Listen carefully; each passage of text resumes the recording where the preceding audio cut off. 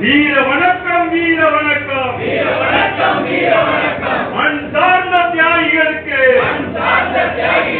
வீர வணக்கம் வீர வணக்கம் வீர வணக்கம் வீர வணக்கம் வீர வணக்கம் வீர வணக்கம் வீர வணக்கம் வீர வணக்கம் முத்து நகரின் மா வீரர்களுக்கு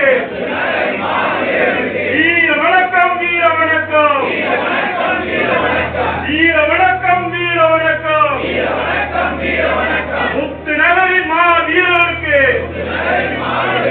வீர வணக்கம் வீர வணக்கம் வீர வணக்கம் வீர வணக்கம்.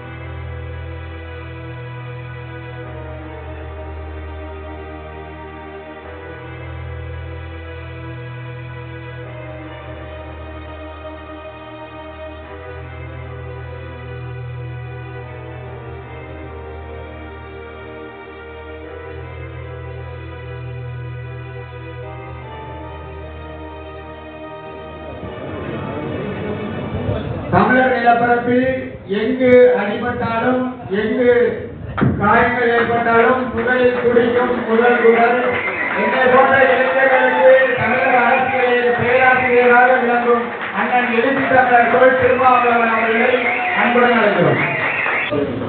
வீர வணக்க நிகழ்வை தலைமை வகித்து சிறப்பித்துக் கொண்டிருக்கிற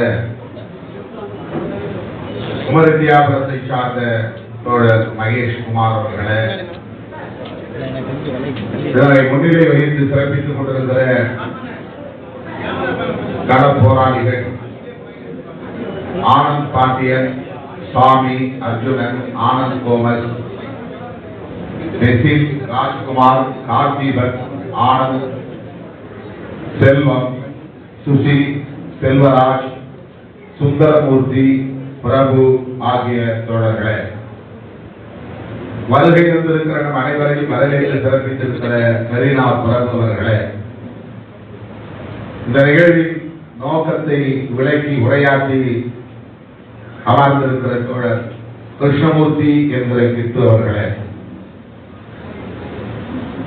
இந்த நிகழ்வில் பங்கேற்று நாம் ஒரு நிறுவனத்தை எதிர்த்து போராடவில்லை, நம்முடைய வாழ்வாதாரங்களை வாழ்வுரிமைகளை மீட்பதற்காகவே போராடி கொண்டிருக்கிறோம் என்பதை இங்கே அழுத்தமாக பேசி அமர்ந்திருக்கிற மக்கள் இயக்கங்களின் தேசிய கூட்டமைப்பை சார்ந்த தோழர் போராளி மேதா பட்கர் அவர்களே, எனக்கு பின்னர் இங்கே நிறைவுரை ஆற்றிருக்கிற திராவிட முன்னேற்ற கழகத்தின் மகளிர் அணி செயலாளர், நாடாளுமன்ற திமுகவின் துணைத் தலைவரும் இந்த தூத்துக்குடி நாடாளுமன்ற உறுப்பினருமான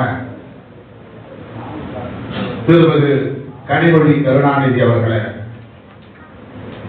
இந்த நிகழ்வில் பங்கேற்று உரையாற்றி விடைபெற்று சென்றிருக்கிற மே 17 இயக்கத்தின் ஒருங்கிணைப்பாளர் தோழர் திருமுருகன் காந்தி அவர்களே, எஸ்டிபிஐ கட்சியின் மாநில தலைவர் அன்பு சகோதரர் நெல்லை முபாரக் அவர்களே, பச்சை தமிழக கட்சியின் தலைவர் முனைவர் அண்ணன் சுப உதயகுமாரன் அவர்களே, பூவுலகின் நண்பர்கள் அமைப்பை சார்ந்த தோழர் சூழலியல் பாதுகாவலர் கோ சுந்தரராஜன் அவர்களே, இந்த கூட்டமைப்பை சார்ந்த தோழர்கள் சுஜித் அவர்களே, கிருஷ்ணன் அவர்களே, குணசீலன் அவர்களே, மற்றும் இந்த நிகழ்வில் பங்கேற்று இதனை சிறப்பித்துக் கொண்டிருக்கிற ஸ்டெர்லைட் எதிர்ப்பு களம் போராளிகளே, தமிழ் சொந்தங்களே, என் உயிரின் உயிரான விடுதலை சிறுத்தைகளே, உங்கள் அனைவருக்கும் என்னுடைய பணிவார்ந்த வணக்கத்தை தெரிவித்துக் கொள்கிறேன். அரசர் பயங்கரவாத வன்கொடுமைக்கு ஆளாகி 4 ஆண்டுகளுக்கு முன்பு இதே மே திங்கள் 22ஆம் நாள் 23ஆம் நாள் இந்த மண்ணில் களப்பலியான தோழர்கள் 14 பேருக்கும் 15 பேருக்கும் எமது செம்மாந்த வீர வணக்கத்தை செலுத்துகிறோம். ஒரு வீர வணக்க நிகழ்வாகவும் இதை எம்மால் நடத்த இயலாத ஒரு சூழல், கண்டன ஆர்ப்பாட்டத்தை நடத்த இயலாத ஒரு சூழல். இந்த நிலையில் உயிர் சூழலை பாதுகாப்போம், சுற்றுச்சூழலை பாதுகாப்போம் என்ற பெயரில் இந்த மக்கள் கூட்டமைப்பை சார்ந்த தோழர்கள், தூத்துக்குடி மாவட்ட மக்கள் கூட்டமைப்பை சார்ந்த தோழர்கள் இந்நிகழ்வை ஒருங்கிணைத்துள்ளனர். இதில் பங்கேற்று விடுதலை சிறுத்தைகளின் சார்பில் கருத்து சொல்வதற்கான வாய்ப்பை எனக்கு வழங்கியமைக்காக முதலில் என்னுடைய நெஞ்சார்ந்த நன்றியை உரித்தாக்குகிறேன். 2 நாட்களுக்கு முன்பு நான் ரஷ்யாவுக்கு செல்ல வேண்டிய ஒரு வாய்ப்பு கிட்டியது. ஒரு வாரம் அங்கே தங்கியிருக்க வேண்டும் என்கிற அளவுக்கு தோழர்கள் கேட்டுக்கொண்டார்கள்.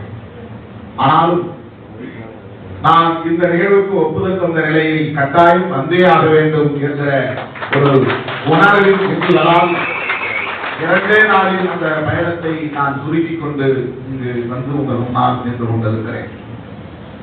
இன்னொரு முறை கூட ரஷ்யாவுக்கு செல்லலாம், ஆனால் இந்த நிகழ்வில் கட்டாயம் பங்கேற்க வேண்டும். அதுவும் நம்முடைய மேதா பட்கர் அவர்கள் பங்கேற்கிற நிகழ்வு, தோழமை இயக்கங்களின் தலைவர்கள் பங்கேற்கிற நிகழ்வு, இதில் பங்கேற்க வேண்டும் என்ற பெயராவலோடு உங்கள் முன்னால் வந்து நிற்கிறேன். இந்த வாய்ப்புக்கு மீண்டும் ஒரு முறை நன்றியை உரித்தாக்குகிறேன். எனக்கு முன்னர் பேசிய தலைவர்கள் மேதா பட்கர் உட்பட நாம் என்ன செய்ய வேண்டும், நம்முடைய எதிர்காலம் என்னவாக இருக்கிறது, எப்படி நாம் ஒருங்கிணைந்து செயல்பட வேண்டும் என்பது குறித்து நம்முடைய கருத்துக்களை நம்மோடு பகிர்ந்துள்ளனர். அந்த அடிப்படையில் முதலில் நான் ஒரு வேண்டுகோளை வைக்க கடமைப்பட்டிருக்கிறேன். இந்த ஸ்டெர்லைட் எதிர்ப்பு களத்தில் நின்று போராடி கொண்டிருக்கிற தோழர்கள் முதலில் ஒருங்கிணைய வேண்டும், ஒரே அமைப்பாக மாற வேண்டும் என்ற வேண்டுகோளை வைக்க நான் கடமைப்பட்டிருக்கிறேன். அன்பு சகோதரி பாத்திமா அவர்களின் தலைமையில் ஒரு அமைப்பும், அதிகாரம் தலைமையில் ஒரு அமைப்பும், இந்த ஸ்டெர்லைட் எதிர்ப்பு தூத்துக்குடி மாவட்ட மக்கள் கூட்டமைப்பு என்ற இந்த அமைப்பும் ஒரே நோக்கத்திற்காக, மக்கள் நலனுக்காக, சுற்றுச்சூழல் பாதுகாப்புக்காக, உயிர் சூழல் பாதுகாப்புக்காக போராடி கொண்டிருக்கின்றன என்பதை நாம் அறிவோம். அரசு பயங்கரவாதத்தை எதிர்த்து போராடி கொண்டிருக்கிற அமைப்புகள் என்பதை நாம் அறிவோம். அடுத்த ஆண்டு இதே நாளில் கொண்டாடப்படவிருக்கிற வீரவணக்க நிகழ்வை நீங்கள் மூவரும் ஒருங்கிணைந்து ஒன்று சேர்ந்து கொண்டாட வேண்டும் என்ற வேண்டுகோளை கோடமையோடு நான் முன்வைக்க விரும்புகிறேன். இணைவதிலே உங்களுக்குள்ள முரண்கள் உங்களுக்கு மட்டுமே தெரியும். ஆனாலும் இத்தகைய எதிர்ப்பை முன்னெடுக்கக்கூடிய அமைப்புகள் சிதறிவிடக்கூடாது என்ற உணர்வின் அடிப்படையில், அந்த உந்துதலின் அடிப்படையில், அந்த பொறுப்புணர்வின் அடிப்படையில் இந்த வேண்டுகோளை நான் உங்கள் முன்னால் முதலில் வைக்க கடமைப்பட்டிருக்கிறேன். இந்த துப்பாக்கி சூட்டில் இத்தனை பேரை நாம் பறி கொடுத்திருக்கிறோம். இதற்கு இன்னும் நீதி கிடைக்கவில்லை. உண்மையான குற்றவாளிகள் தண்டிக்கப்படவில்லை என்கிற ஆதங்கம் இங்கே மேலோங்கி இருந்ததை நாம் அனைவரும் அறிந்தோம். நம்முடைய தலைவர்களின் முறைகளில் அது மேலோங்கி இருந்தது. இந்த கூட்டமைப்பின் சார்பில் இன்றைக்கு நிறைவேற்றவிருக்கிற தீர்மான நகலை தோழர்கள் தந்தார்கள். அது இந்த ஆதங்கம் பதிவு செய்யப்பட்டிருக்கிறது. என்ன நடந்தது என்பதை அறிவதற்காக தமிழக அரசு நியமித்த அருணாச்சலதீசன் அறிக்கை பொதுமக்களின் பார்வைக்கு வைக்கப்பட வேண்டும். அது என்ன சொல்லுகிறது என்று தெரியவில்லை. சிபிஐ புலனாய்வுக்கு உட்படுத்தப்பட்ட நிலையில் அது உயர்நீதிமன்றத்தில் தாக்கல் செய்திருக்கிற இறுதி குற்றப்பத்திரிகையில், குற்ற அறிக்கையில் போராட்ட களத்தில் நின்ற பொதுமக்களே குற்றவாளிகள் என்று அந்த குற்றப்பத்திரிகையை தாக்கல் செய்திருக்கிறது. 101 பேரில் இவர்களால் குற்றவாளிகள் என்று சார்ஜ் ஷீட் குற்றப்பத்திரிகையை தாக்கல் செய்திருக்கிறது. இதை எப்படியாவது திறந்தாக வேண்டும் என்கிற முனைப்போடு வேதாந்தா நிறுவனம் உச்ச நீதிமன்றத்தில் வழக்கு தொடுத்து வாதாடி கொண்டிருக்கிறது. அதுவும் நிலுவையில் இருக்கிறது. உயர்நீதிமன்றம் இந்த ஆலையை திறக்கக்கூடாது என்று தீர்ப்பளித்து விட்டது. ஆனாலும் அந்த நிறுவனம் திறந்தே தீர்வோம் என்று சங்கல்பம் எடுத்துக்கொண்டு உச்ச நீதிமன்றத்தை அணுகியிருக்கிறது. உச்ச நீதிமன்றம் இன்னும் தீர்ப்பு சொல்லவில்லை என்பதால் நாம் ஒரு எதிர்பார்ப்போடு காத்திருக்கிறோம். ஆனால் பெரும்பாலான வழக்குகளில், கார்ப்பரேட் நிறுவனங்களுக்கு எதிரான வழக்குகளில் அது எப்படி தீர்ப்பளிக்கும் என்பது நமக்கு ஏற்கனவே தெரிந்த ஒன்று, அறிந்த உண்மை. அது ஒரு புறம் நிலுவையில் இருக்கிறது. பொதுமக்களிடையே நல்லெண்ணம் உருவாகி இருக்கிறது. அதை மீண்டும் திறந்தாக வேண்டும் என்கிற கருத்து உருவாகி இருக்கிறது என்பதை உச்ச நீதிமன்றத்தின் பார்வைக்கு எடுத்துச் செல்வதற்காக சில வேலைப்பாடுகளை அந்த நிறுவனம் செய்து கொண்டிருக்கிறது என்பதையும் நாடு அறியும். காவல்துறையினர் பதிவு செய்த வழக்கு சிபிஐ புலனாய்வு விசாரணைக்கு உட்படுத்தப்பட்ட நிலையில் பாதிக்கப்பட்டவர்கள் கடைசியாக நம்புவது சிபிஐ தான். புலனாய்வை பொறுத்தவரை உள்ளூர் காவல்துறை நமக்கு எதிராக போய்விடும், அழுத்தங்களுக்கு ஆட்படும், வலுவானவர்களுக்கு வளைந்து கொடுக்கும், எளியவர்களை எட்டி உதைக்கும். ஆகவே சிபிஐ போன்ற அமைப்புகள் தன்னியல்பாக, தன்னிச்சையாக, சுதந்திரமாக செயல்படக்கூடிய அமைப்புகள் என்ற நம்பிக்கை அடிப்படையில் நாம் கடைசியாக வைக்கிற கோரிக்கை சிபிஐ புலனாய்வு வேண்டும் என்பதுதான்.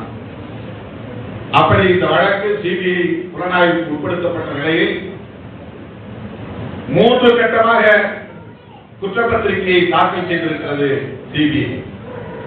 அந்த 3 கட்டத்திலும் முதல் முறை 27 பேர், இரண்டாவது முறை 44 பேர், அதற்கு பிறகு 30க்கும் மேற்பட்டவர்கள் என்கிற கணக்கின் அடிப்படையில் 101 பேருக்கு மேலாக போராட்ட களத்தில் நின்ற மக்களின் மீது குற்றப்பத்திரிகையை தாக்கல் செய்திருக்கிறது. இவர்கள் தான் குற்றவாளிகள் என்று தாக்கல் செய்திருக்கிறது.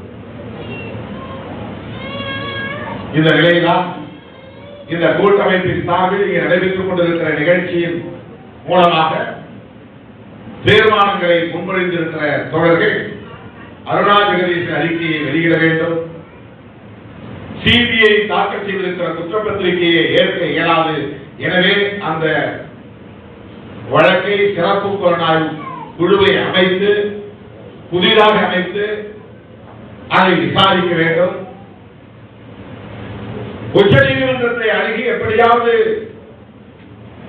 தரப்பதற்குரிய அனுமதியை வாங்குவதற்கு முயற்சித்துக் கொண்டிருக்கிற நிலையில், அந்த நிறுவனம் முயற்சித்துக் கொண்டிருக்கிற நிலையில் அதற்கு வாய்ப்பே இல்லாத ஒரு சூழலை ஏற்படுத்த வேண்டுமானால் தமிழக அரசு உடனடியாக இதற்கென்று ஒரு சிறப்பு சட்டத்தை இயற்ற வேண்டும்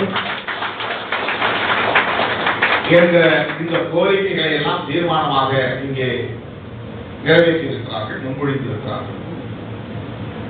படுகொலை செய்யப்பட்ட 15 பேரின் நினைவாகவும் தூத்துக்குடி மண்ணிலே ஒரு நினைவு சின்னத்தை எழுப்ப வேண்டும், அதற்கு அனுமதி அளிக்க வேண்டும் என்பது உட்பட பல்வேறு கோரிக்கைகளை இங்கே தீர்மானமாக முன்மொழிந்திருக்கிறார்கள். இந்த கூட்டமைப்பு முன்மொழிந்திருக்கிற அனைத்து தீர்மானங்களை விடுதலை சிறுத்தைகள் கட்சி வரவேற்று ஆதரிக்கிறது. இந்த தீர்மானங்கள் நிறைவேறுவதற்கு உங்களோடு இந்த களத்தில் விடுதலை சிறுத்தைகள் கட்சி உங்க துணை இருக்கும் என்பதை வலியுறுத்துகிறோம். தோழர்களே, ஒன்றை மட்டும் நான் உங்களிடையே தெளிவுபடுத்த விரும்புகிறேன். யார் துப்பாக்கி சூடு நடத்தியது, துப்பாக்கி சூடு நடத்த யார் ஆணையிட்டது என்ற கேள்விகளை எல்லாம் இங்கே நாம் அடுக்கணும். துப்பாக்கி சூடு நடத்த வேண்டிய தேவை எப்படி எழுந்தது, துப்பாக்கி சூடு நடத்துவதற்கான தேவை எழுகிற போது என்னென்ன வரைமுறைகளை கையாண்டீர்கள், துப்பாக்கி சூடு நடத்துவதற்கு முன்பு மக்களிடையே அது குறித்த அறிவிப்பை செய்ய வேண்டும், எச்சரிக்கையை செய்ய வேண்டும், லேசான முழங்காலுக்கு கீழான தடியடி நடத்தி அவர்களை விரட்டி அடிக்க வேண்டும். அதையும் மீறி மக்கள் கலைய மறுத்தால் தண்ணீர் பீச்சி அடித்து அவர்களை விரட்டி அடிக்க முயற்சிக்க வேண்டும். அப்படியும் அந்த போராட்ட குழு அல்லது மக்கள் கலைய மறுத்தால் கண்ணீர் புகைக்குண்டுகளை வீசி அவர்களை விரட்டி அடிக்க வேண்டும். அதன் பிறகு அவர்கள் கரைய மறுத்தால், கரையவில்லை என்றால் வானத்தை நோக்கி துப்பாக்கி சூடு நடத்தி அவர்களை அச்சுறுத்தி அங்கிருந்து விரட்டி அடிக்க வேண்டும். அதையும் மீறி அவர்கள் கரையாமல் அங்கேயே திறந்து நின்றால், போராட்டத்தில் தீவிரம் காட்டினால் முழங்காலுக்கு கீழே துப்பாக்கியால் சுடலாம். அப்படி சுடுகிற தேவை இருந்தால் திருநாட்களை ரைபிள் தான் பயன்படுத்த வேண்டும், வேறு எந்த துப்பாக்கியும் பயன்படுத்தக்கூடாது. இவை போன்ற எண்ணற்ற வரையறைகள் சட்டத்தில் இடம்பெற்றிருக்கின்றன. இவற்றை, இந்த விதிமுறைகளை, இந்த வழிகாட்டுதல்களை காவல்துறை பின்பற்றியதா? இதில் வருவாய்த்துறையின் பாத்திரம் என்ன? இவ்வளவு பெரிய பதற்றம் நிலவுகிற போது மாவட்ட ஆட்சியர் எங்கே போனார்? இப்படிப்பட்ட பல்வேறு கேள்விகளை நாம் எழுப்புகிறோம். இதையெல்லாம் கேள்வி எழுப்புவதற்கான வாய்ப்பாக மட்டும்தான் நாம் கருத முடியுமே தவிர, அரச பயங்கரவாதம் தலை தூக்குகிற போது இந்த கேள்விகளுக்கு விடையே இல்லை. பயங்கரவாதம் பயங்கரவாதம் என்று மக்களுக்கான அமைப்புகளின் மீது முத்திரை குத்துகிறார்கள். மார்க்சிஸ்ட் லெனினிஸ்ட் அமைப்புகள், மாவோயிஸ்ட் அமைப்புகள், பயங்கரவாத அமைப்புகள். ஏன் தமிழீழ விடுதலைக்காக போராடிய தமிழீழ விடுதலை புலிகளையும் கூட அந்த பயங்கரவாத இயக்கத்தின் பட்டியலிலே இணைத்தார்கள். மக்களின் விடுதலைக்கு போராடக்கூடிய போராளிகளை பயங்கரவாதிகள் என்றும், மக்களுடைய உரிமைகளுக்காக, வாழ்வுரிமைகளுக்காக, விடுதலைக்காக உலகம் தழுவிய ஒரே அணுகுமுறை. அது இந்தியாவுக்கு மட்டுக்குரியதல்ல, தமிழ்நாட்டுக்கு மட்டுக்குரியதல்ல. அந்த சுபமுறையை பேசுகிற போது ஜார்ஜ் பிளாய்டை பற்றி சொன்னார். அமெரிக்காவிலே ஒரு கருப்பினத்தை சார்ந்தவனை எப்படி வெள்ளை இனத்தை சார்ந்த காவல்துறை அதிகாரி கொடூரமாக மூச்சு திணற வைத்து படுகொலை செய்தார் என்பதை நாம் அறிவோம்.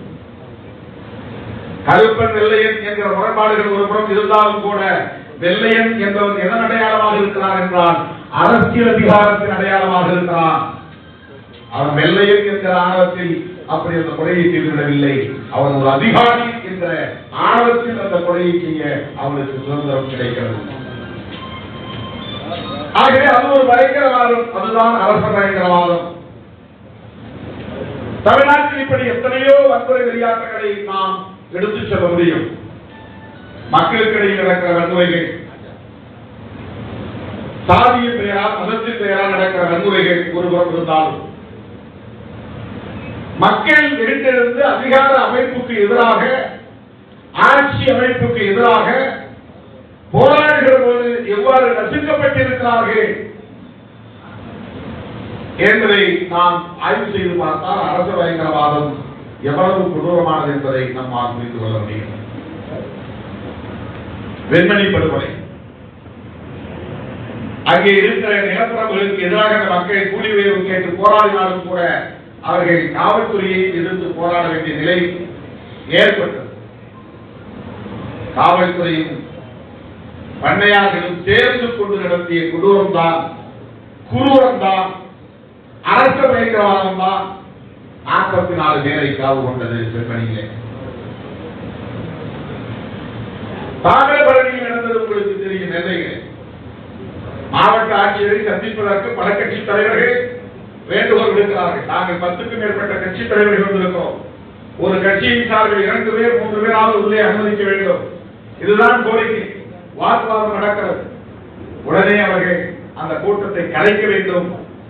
கட்டுக்கடங்காத கூட்டம், அந்த கூட்டத்தை கலைக்க வேண்டும் என்று முடிவெடுத்து பெண் காவலர்களை தீண்டினார்கள் என்கிற குற்றச்சாட்டை சொல்லி எவ்வளவு கொடூரமான தாக்குதலை நடத்தியது அன்றைய அரசு அல்லது காவல்துறை.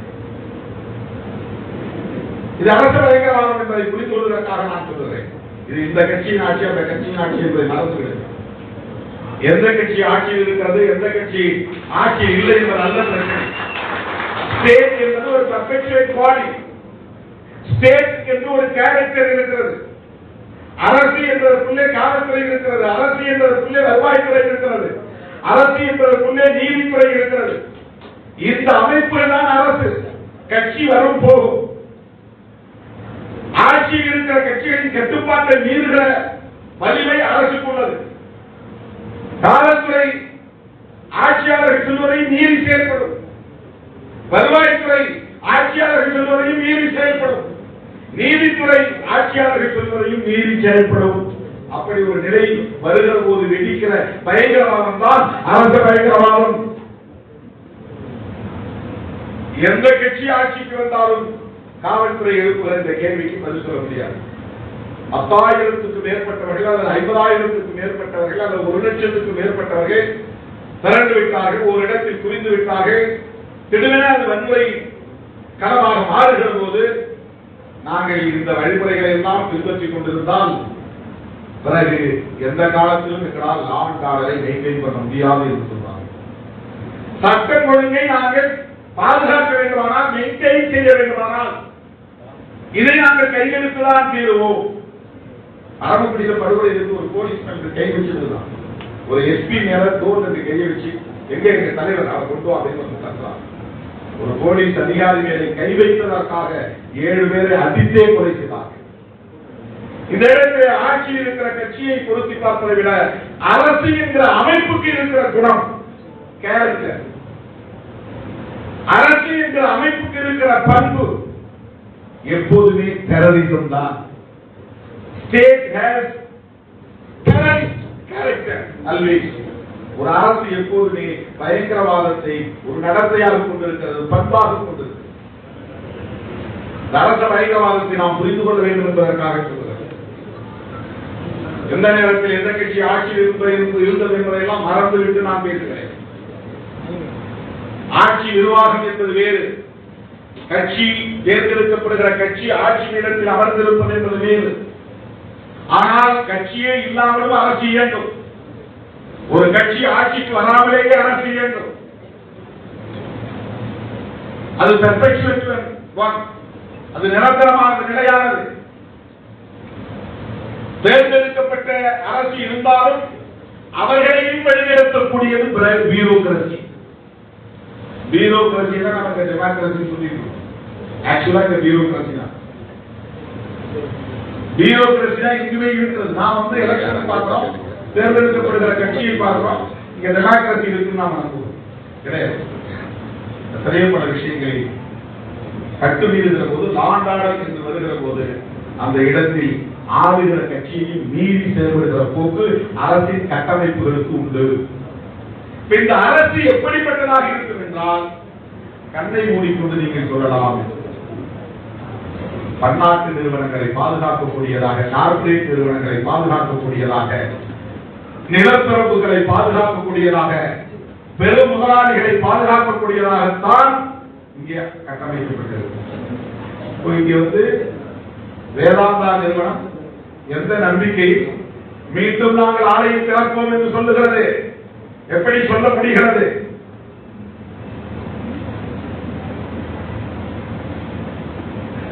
யார் பிரதமர் யார் பிரதமர் என்பதல்ல, அரசு என்பதே அவர்களுக்கானது, அவர்களின் நலன்களுக்கானது. அடிப்படை உண்மையை நாம் புரிந்து கொள்ள வேண்டும். இந்த புரிதலில் இருந்துதான் நம்முடைய போராட்டம் என்பது தொடங்க வேண்டும். கட்சி சார்பு அடிப்படையில் அல்ல.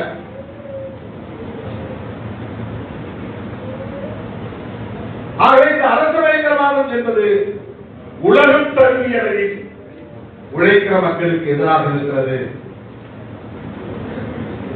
காங்கிரஸ் அணியில் 17 பேர், இங்க 15 பேர், விக்னேஷ் என்கிற திருவன் உட்பட ஆற்றில குதித்து தப்பித்து ஓடலாம் என்று நீந்த தெரியாதவர்களும் ஆற்றிலே தாமிரபரணி ஆற்றிலே தாவி குதித்து ஓடிய போது அந்த ஆற்றிலும் இறங்கி அடித்தே கொண்டார்கள். கூட்டத்தை கலைக்குங்கிறது மட்டும் நோக்கம் கிடையாது. கலெக்டர் அலுவலகத்தை இந்த போராட்ட குழு போய் சூழ்ந்து கொண்டது, ஆக்கிரமித்துக் கொண்டது என்றால் அந்த கலெக்டர் மாவட்ட ஆட்சியர் அலுவலகத்திற்குள்ளே நுழைகிறவர்களை மட்டுமல்லவா அடித்து விரட்டி இருக்க வேண்டும். ஒட்டுமொத்த தூத்துக்குடி முழுவதும், மாநகரம் முழுவதும் இருந்த மக்களை கலைக்க சம்பந்தமில்லாத இடங்களுக்கெல்லாம் அடுத்த நாளும் துப்பாக்கி சூடு நடத்தி அடித்தும் சிலரை கொண்டிருக்கிறது. ரத்த விதி அடங்குகிற வரையில் ஓயாது. ராணுவத்தின் பங்கும் அதுதான், காவல்துறையின் பங்கும் அதுதான், ஆயுதம் இயந்தாத வருவாய்த்துறையின் பங்கும் அதுதான். மாவட்ட ஆட்சியர் ஆணையம் கிடையாது. ஒரு தாசில்தார் ப்ரீவியஸ் டேட் போட்டு, ஆன்டி டேட் போட்டு, ஆன்டி டைம் போட்டு அவங்க ஆர்டர் வாங்கிடுவாங்க. ஜஸ்டிஃபை பண்ணுறது எப்ப வேணாலும் open fire against the mob. எப்ப வேணாலும் ஓபன் பண்ண முடியும்.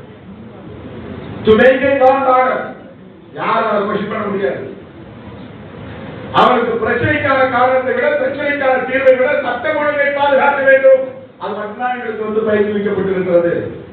ஐஏஎஸ் அதிகாரிகளுக்கும் ஐபிஎஸ் அதிகாரிகளுக்கும் கொடுக்கப்படுகிற பயிற்சி என்பது அடிப்படையில் வன்முறை தான். அவங்களுக்கு எப்படி வன்முறையை கையாளுவது என்பதற்கான பயிற்சி தான். ஏன்னா அவன் மாபை கண்ட்ரோல் பண்ணணும். they have to control the mob behavior. திடீர்னு யாராலும் ஒன்று பண்ண முடியாது. ஏன்னா அது அன்ஆர்கனைஸ்ட் மாப். எந்த நேரத்தில் எது நடக்குது யாருக்கும் தெரியாது. போலீஸ்னா சார்ஜ்னா தான் அடிப்பாங்க, அதோட கம்மி இருப்பான். மாவு கிட்ட அப்படி கிடையாது. எவன் வேணாலும் அடிப்பான், யார் வேணாலும் நெருப்பு வீசுவான். மாப் கண்ட்ரோலிங் அதுதான் மெயின். நீ மக்களுக்கு சர்வீஸ் பண்றது அல்ல. எந்த எஸ்பிசி எந்த கலெக்டருக்கு சர்வீஸ் மைண்ட் பெருசா இருக்காது. லாண்ட் ஆர்டர் மெயின்டைன் பண்ணணும், லாண்ட் ஆர்டர் மெயின்டைன் பண்ணணும். அப்ப வீக்கர் செக்ஷனை சப்ரஸ் பண்றது. by way of suppressing weaker sections, they maintain law and order. They are maintaining law and order. இதுதான் அவர்கள் கையாளக்கூடிய ஒரே வழிமுறை. உலகம் முழுவதும், இந்தியா முழுவதும், தமிழ்நாடு முழுவதும் இதுதான் தமிழ்நாடு முழுவதும் உள்ள நிலை, இந்தியா முழுவதும் உள்ள நிலை, உலகம் முழுவதும் உள்ள நிலை. அதை போராடக்கூடிய தோழர்கள், போராட்டத்திற்கு தலைமையாகக்கூடிய தோழர்கள் இதையெல்லாம் நெஞ்சிலே இருத்தி ஸ்ட்ராட்டஜி நாம லூஸ் பண்ணக்கூடாது, உயிரை இழக்கக்கூடாது. என்ன பெரிய வியப்பு என்றால் போராட்டம் அறிவிக்கப்பட்டு நடக்கிறது. 100 நாள் போராட்டம் என்று அறிவிக்கப்பட்டு நடக்கிறது. 1 நாள், 2 நாள், 3 நாள், 50 நாள், 90 நாள், 100 நாள் என்று தொடர்ந்து 3 மாத காலத்திற்கு மேலாக நடக்கிறது. இந்த 100 நாட்களில் ஒரு நாள் கூட வருவாய்த்துறையை சார்ந்த அதிகாரிகளோ, காவல்துறையை சார்ந்த அதிகாரிகளோ, போராட்ட குழுவை சார்ந்தவர்களை அழைத்து பேசவில்லை. இது மிகப்பெரிய அதிர்ச்சியாக இருக்கிறது.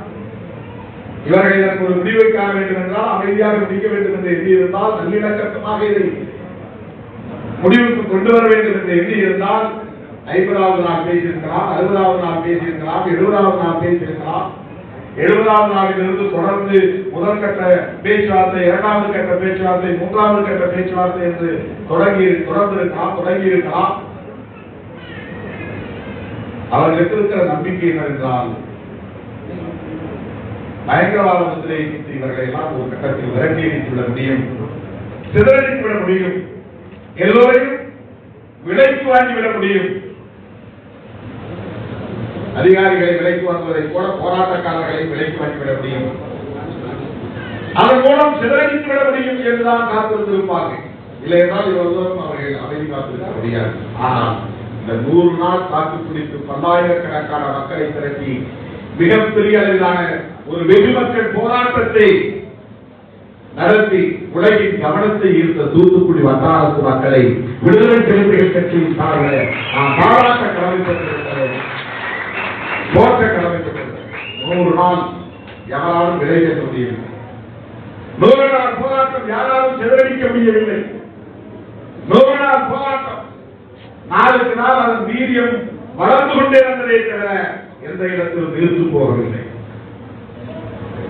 குறிப்பிட்ட எந்த அரசியல் கட்சியும் இதை வழிநடத்தவில்லை. போராட்டம் வெற்றி பெறும் வரை போராட்டம் என்கிற வகையில பல்வேறு அமைப்புகளை சார்ந்தவர்கள் இதில் பங்கேற்றாலும் திட்டமிட்டவாறு செயல் திட்டத்தை நடைமுறைப்படுத்தக்கூடிய வகையில 100 நாட்கள் இந்த போராட்டம் நடந்தது என்பது ஒரு வரலாறு. இல்லைன்னா இந்த ஆலையை யாராலும் முடிவு 15 உயிரை நாம் பறி கொடுத்திருக்கிறோம், கால் கொடுத்திருக்கிறோம் என்றாலும் கூட, மிகப்பெரும் துயரம் என்றாலும் கூட, சகித்துக் கொள்ள முடியாத கொடுத்துயரம் என்றாலும் கூட, ஆட்சிப்படுத்த முடியாத கொடுத்துயரம் என்றாலும் கூட, வேதாந்தா நிறுவனத்தை தூத்துக்குடியிலே மூடியது என்பது வரலாற்று சாதனை, மிகப்பெரும் சாதனை, மிகப்பெரும் வரலாற்று சாதனை. ஒரு கார்ப்பரேட் நிறுவனத்தை திறந்து இயங்கிக் கொண்டிருக்கிற நிறுவனத்தை மூடுவது ஒரு சாதாரணமாக பேரை பார்க்க வேதாந்தா. அவங்க யாரோட தொடர்புடைய உங்களுக்கு நல்லா தெரியும். வேதாந்தத்துக்கு நாம பேர் இருக்குமா? பெரியாரிஸ்டுகள், அம்பேத்கரிஸ்டுகள், மார்க்சிஸ்டுகள், சண்பரிவார்களோடு எந்த அளவுக்கு அவர்களுக்கு தொடர்பு இருக்கும் என்பதை நாம் புரிந்து கொள்ள வேண்டும். இந்த நிறுவனத்தின் பெயரை வேதாந்தான். ஆக அவர்கள் விலைக்கு பேசிவிடலாம், விலைக்கு வாங்கிவிடலாம் போராட்டக்காரர்களை என்றவர்கள் கனவு கண்டு காத்திருந்தார்கள். அது நெய்ப்படவில்லை, நிறைவேறவில்லை. நமக்கு நீர்ப்படி நேர்ந்தது துயரம்தான், பெரும் வழிதான், ஆட்சிப்படுத்த முடியாத வழிதான். ஆனால் இன்றைக்கு அதை திறக்க முடியாது என்ற ஒரு நெருக்கடியை ஏற்படுத்தி 4 ஆண்டுகள் நகர்ந்திருக்கின்றன என்றால், ஆடிக்காற்றில் அம்மியும் அசையும் என்பார்களே, அப்படி இன்றைக்கு அசைத்திருக்கும். ஆடி காற்றாய் வெகுண்டெழுந்து, சூறாவளி காற்றாய் வெகுண்டெழுந்து போராடியதன் விளைவாக அம்மியும் ஆடிக்காற்றில் பறக்கும். வேதாந்தா நிறுவனம் வேறோடு சாயும் என்பதை மக்களின் போராட்டம் இங்கே எழுதி காட்டியிருக்கிறது. ஆகவே காலமெல்லாம் நாம் வீர வணக்கம் செலுத்த வேண்டிய, வணங்க வேண்டிய போராளிகளாக இங்கே முன்னால் வடங்களில் அமர்ந்திருக்கிற தோழர்கள், அருமை தோழர்களே, அரசு என்பது வேறு, ஆட்சி நிர்வாகம் என்கிற கட்டமைப்பில் அமர்கிற கட்சிகளின் நிலை என்பது வேறு. இரண்டுக்கும் பெரிய இடைவெளி இருக்கிறது. இடைவெளி இல்லை என்பதை போன்ற ஒரு தோற்றம் இருக்கிறார். சில நேரங்களில் எல்லோரையும் மீறி நாம் தீர்ப்பு வாங்க முடியும். எப்போதாவது நடக்கும். பேரறிவாளர் விடுதலை பாருங்கள். காங்கிரஸ் மட்டுமல்ல, பிஜேபியும் பேரறிவாளர் விடுதலைக்கு எதிராக இருந்தது. கடைசி வரை எதிராக இருந்தது, விடவே கூடாது என்று சொன்னது. அதையும் மீறி அரசமைப்பு சட்டம் 142வது உறுப்பின்படி தன்னிச்சையாக நாங்கள் எங்கள் அதிகாரத்தை பயன்படுத்தி பேரறிவாளரை விடுதலை செய்கிறோம் என்று உச்சநீதிமன்றம் விடுதலை செய்திருக்கிறது. இந்த இடத்துல ஏன் பிஜேபி ஆட்சி அல்லது அந்த அதிகாரம் வேலை செய்யவில்லை? அரசு என்பது வேறு, ஆட்சியாளர்களின் நிலைப்பாடு என்பது வேறு, ரெண்டுக்கும் பெரிய வேறுபாடு இருக்கு. பல நேரங்களில் அவங்களுக்கு இயங்கி போகக்கூடிய நபர்கள் இருப்பார்கள். இதே நாகேஸ்வரராவ் சோசியல் ஜஸ்டிஸுக்கு எதிராக பல தீர்ப்புகளை கொண்டிருக்கிறார். சமூக நீதிக்கு எதிராக, இடஒதுக்கீட்டுக்கு எதிராக பேரறிவாளரை விடுதலை செய்ய தாமாக முன்வந்து முடிவு செய்த நாகேஸ்வரராவ் அந்த நீதியரசருடைய பெயர். ஆர்.எஸ். கவாயுடைய பேரப்பிள்ளை புரட்சியாளர் அம்பேத்கருடைய காலத்தில் அவரோடு களப்பணியாற்றிய ஒரு போராளி ஆர்.எஸ். கவாய், அவருடைய பேரப்பிள்ளை ஒரு கவாய், பி.ஆர். கவாய் அந்த குழுவில் இருக்கிறார். போப்பண்ணா அந்த குழுவில் இருக்கிறார். இந்த 3 பேர் ஒருமித்த கருத்தின் அடிப்படையிலே இந்த தீர்ப்பை தந்து அவரை பேரறிவாளரை விடுதலை செய்திருக்கிறார்கள் என்று சொன்னால் இந்த நுட்பத்தை நாம் புரிந்து கொள்ள வேண்டும்.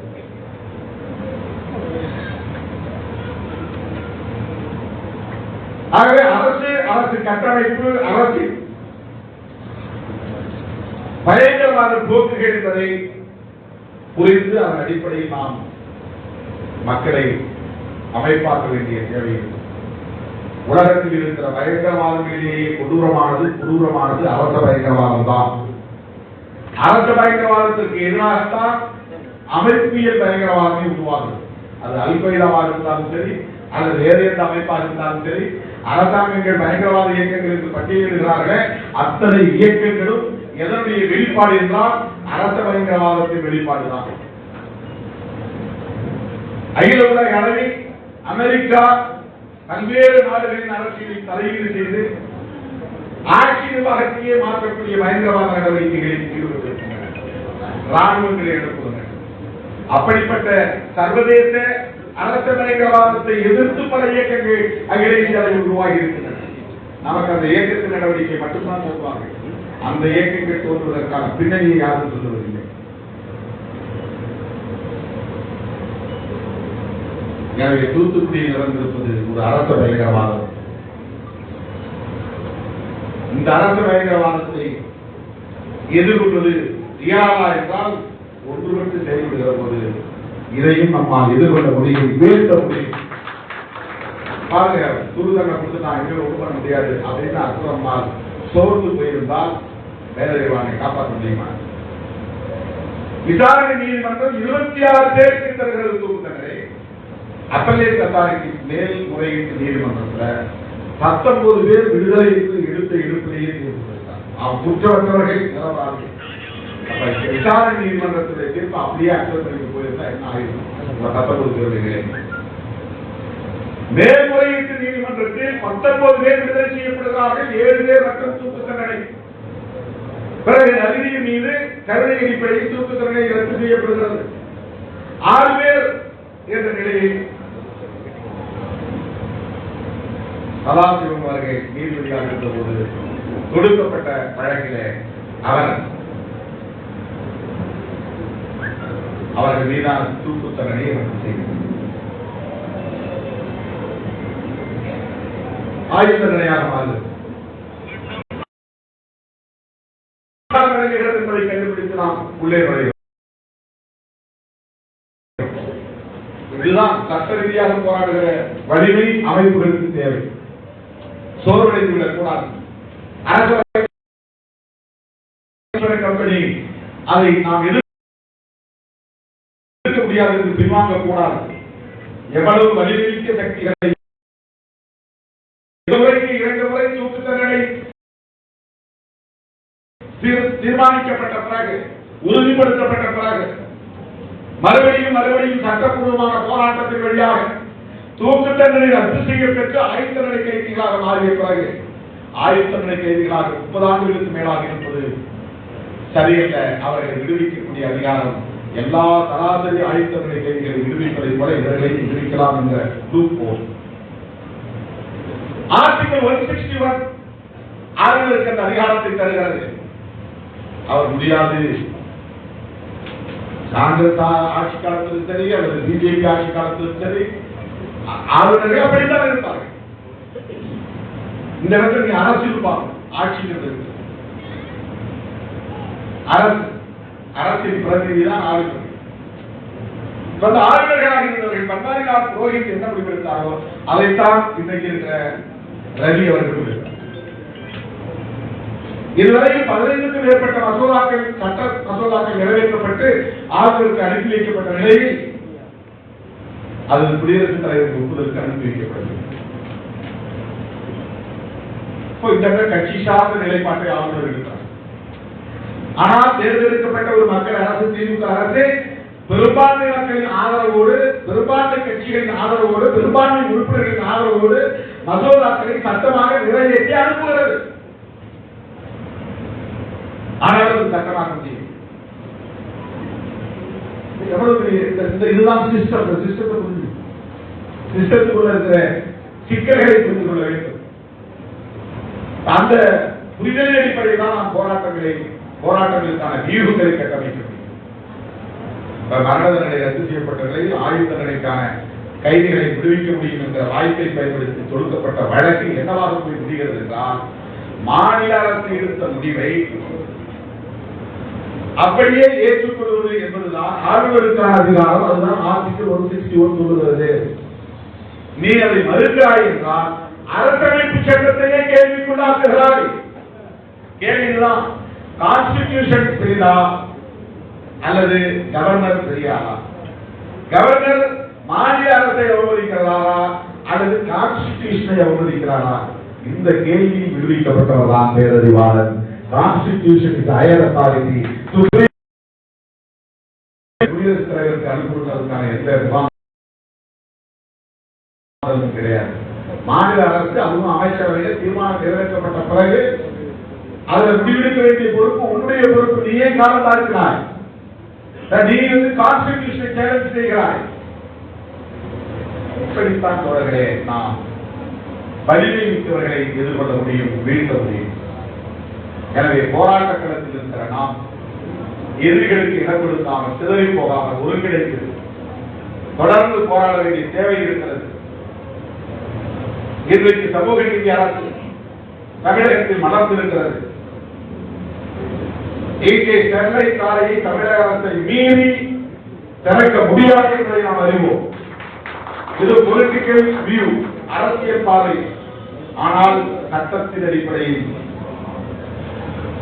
அவர்கள் உச்ச நீதிமன்றத்தை அணுகியிருக்கிறார்கள்.